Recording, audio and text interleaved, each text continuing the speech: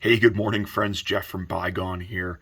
We're going to be going through the story of the absolutely incredible 70 W-30 Survivor that we have the pleasure of helping market for the current owner. In the beginning of the 1970 model year and fall of 69, the muscle car wars and their performance was reaching their pinnacle. GM recently lifted their 400 cubic inch maximum in mid-sized bodies, which allowed for the now legendary big cube A-body monsters like the LS6 454, the Stage 1 455, the 455 HO, and arguably the most fabled of them all, the W-30 455.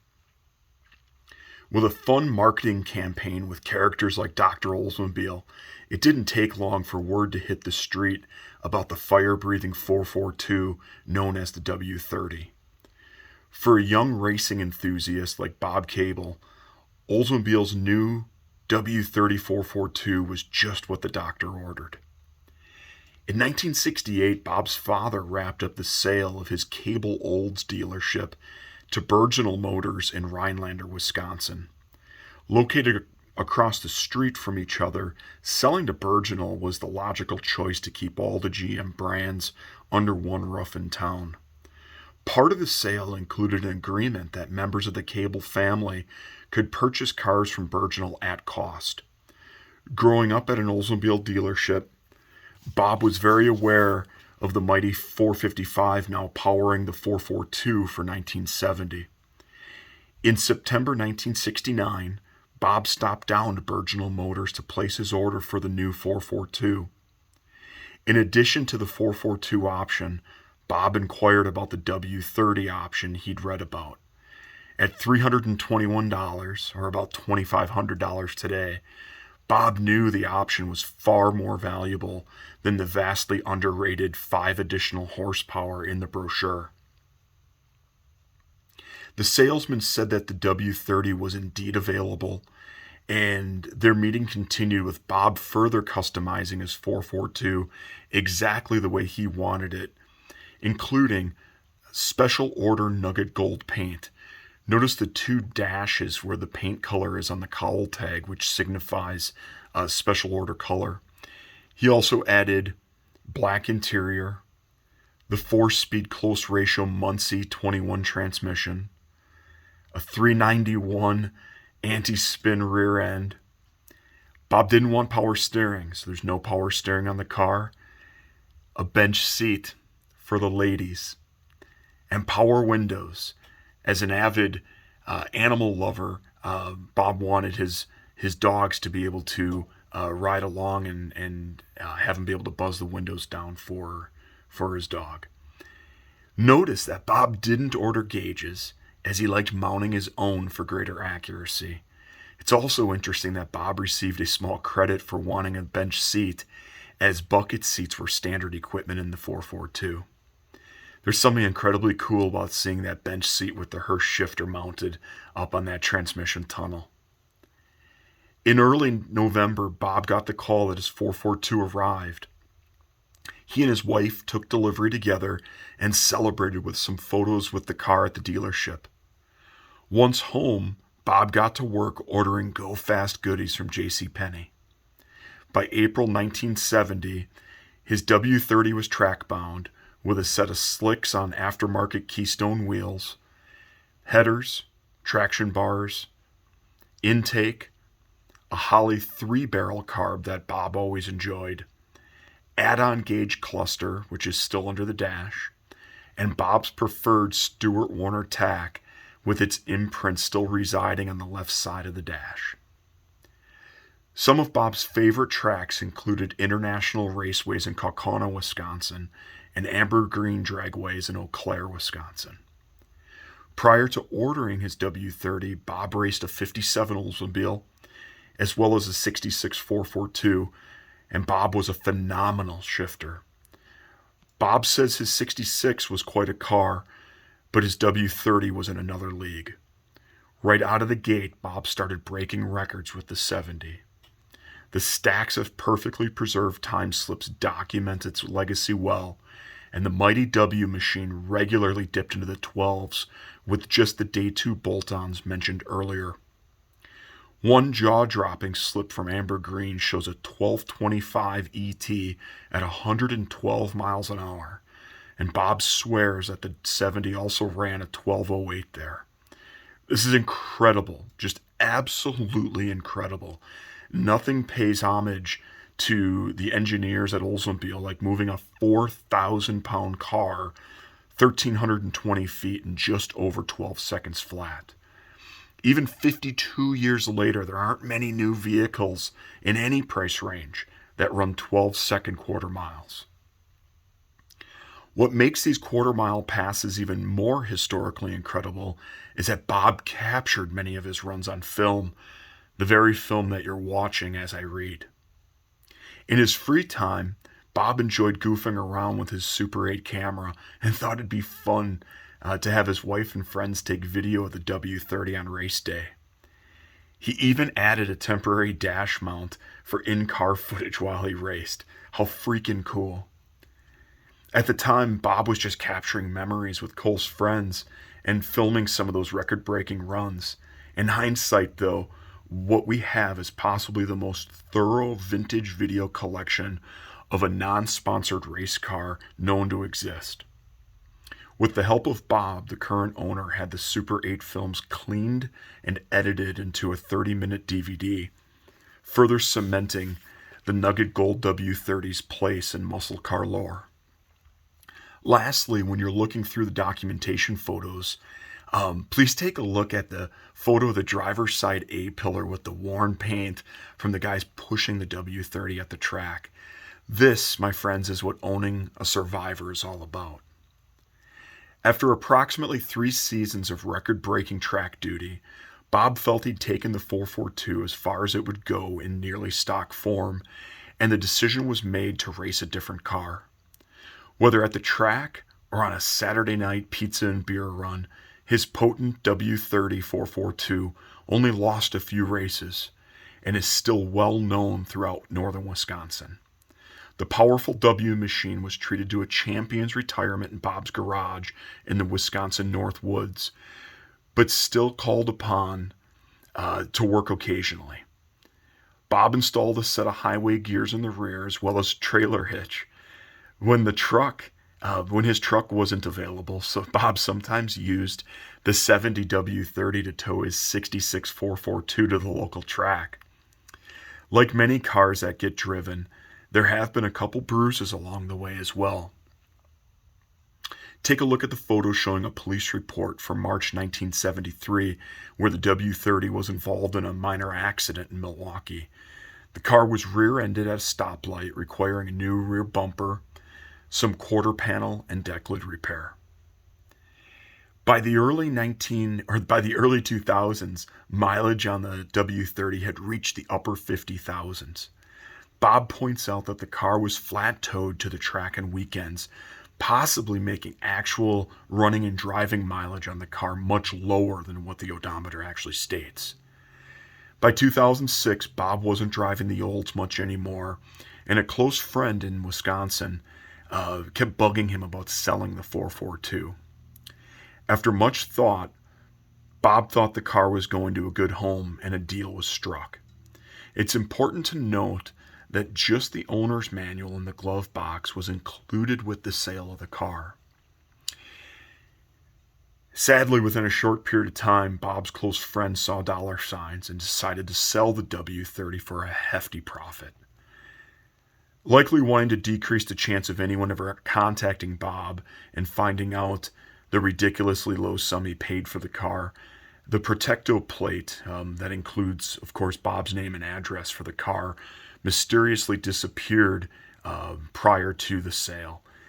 It seemed at this time that the W-30's storied history might be lost forever. Between 2006 and 2013, the W-30 was owned by Bob's friend, who sold the car to a dealership in Florida. From there, the car found its way into a collection owned by another dealer up in Massachusetts. During this 7-year period of time, Several repairs were made to areas on the car that were starting to blossom in common A body areas.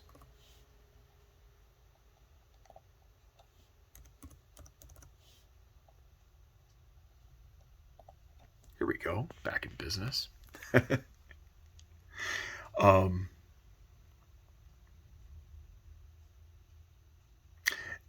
that were starting to blossom in common A body areas like the lower fenders and around the rear quarter lips.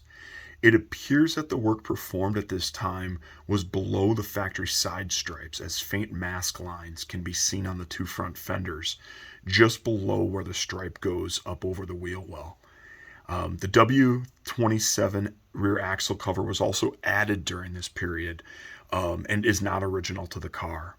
Many folks would never notice where these repairs were made, but they're a part of the W-30 story and should be mentioned.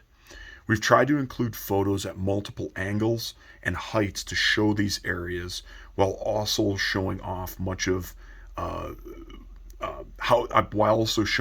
much of the car still remains untouched. The Massachusetts collector, an avid GM muscle car enthusiast, made some attempts to learn the history of his W-30 and worked his way back to Bob's friend who had purchased the car in 2006. After much badgering, the collector finally got the friend to quickly say Bob Cable owned the car before hanging up the phone and refusing to talk further. That was the only clue that the collector in Massachusetts needed, though. After doing some searching and making spelling adjustments to Bob's name, a Google search popped up with a phone number and an address in Rhinelander, Wisconsin. Incredibly, Bob still lived in the same house he owned when he ordered his famed 442 in 1969, and after several attempts to reach out, Bob took the man's call.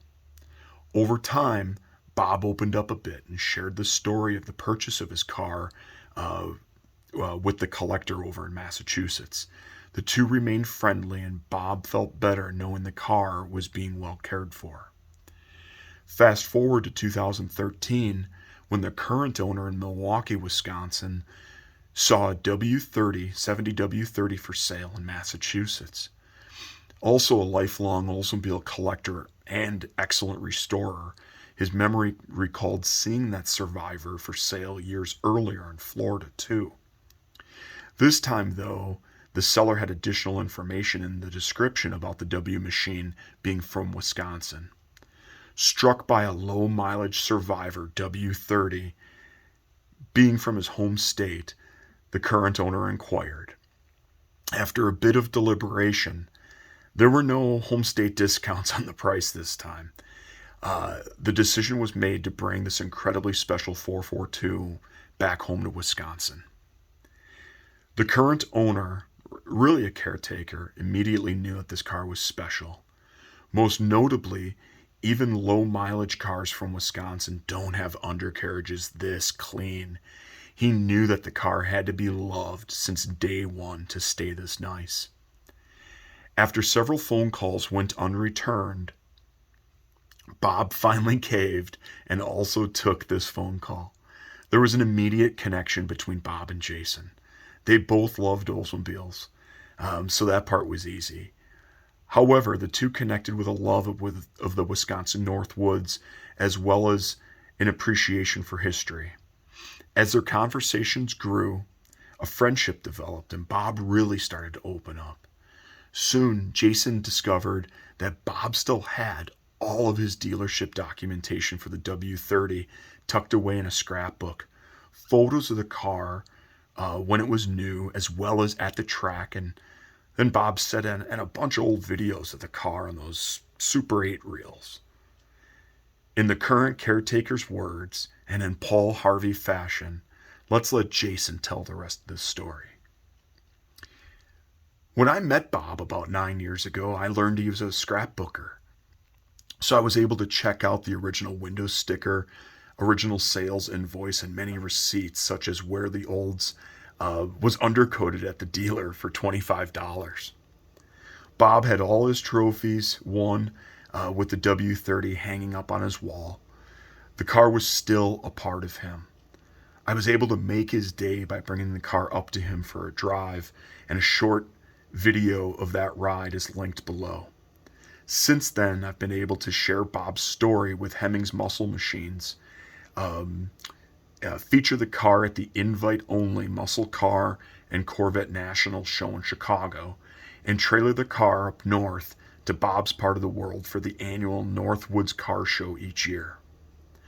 Bob has now become a part of our family, regardless of where the W-30 ends up. And yes, gang, Bob is aware and he's okay with the sale of the W machine. The Olds is an absolute legend, ladies and gentlemen, in northern Wisconsin.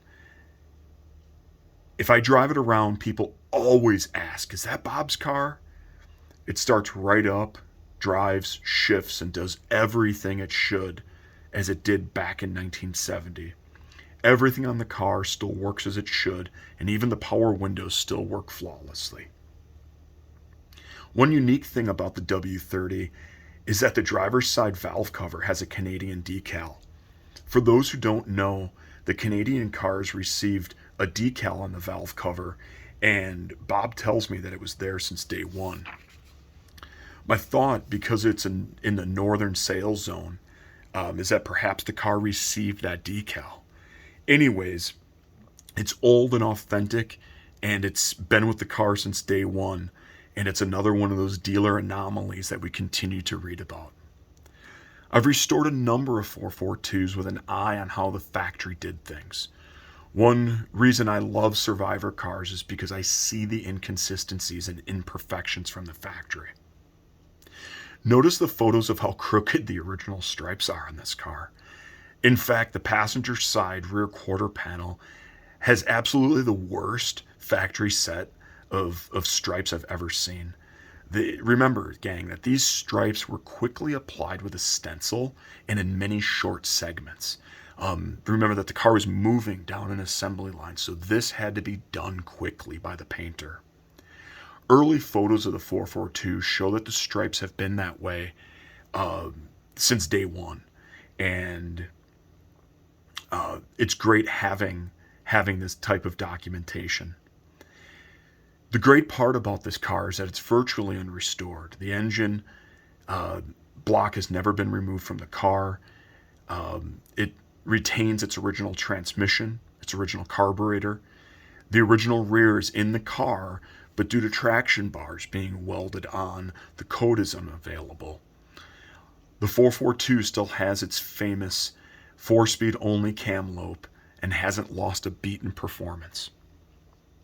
This is a rare opportunity to own the pinnacle of Oldsmobile performance with a backstory that is second to none, including original paperwork, vintage photos, and a video collection that I had made from Bob's old 8mm videos.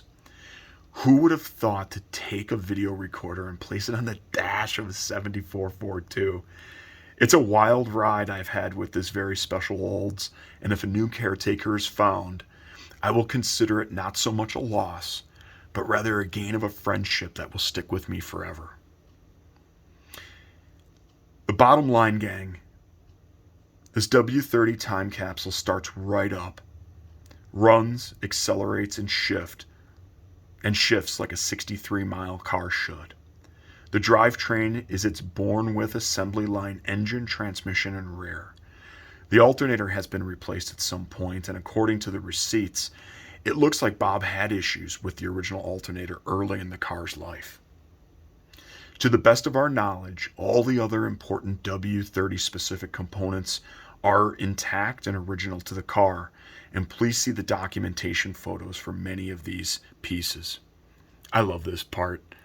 I love this part of the video, them towing that car down the highway like that. That's so awesome. Sorry. The car stands tall, folks, and it's a testament to the peak of performance for this era of muscle car history. Even with just over 63,000 miles, though, please remember that this is a 50-plus-year-old unrestored vehicle. The chrome and trim will have some light scratches and wear. As gorgeous as the glass is on this car, it also may have some light scratches in areas. However, ladies and gentlemen, this is what owning a Survivor is all about. The story of this car is in the worn paint on that driver's A-pillar from pushing it in the pits, the impression on the dash where Bob's tack was mounted, the factory Canadian-built sticker on the valve cover that no one would ever think to replace during a restoration, and the wear on the fenders from Bob and his buddies leaning over the engine to make tweaks on race day, and all the documentation that you'd ever want to back up the story of this significant car. This, ladies and gentlemen, is the W-30 to put in your collection if authenticity, history, and the story matter.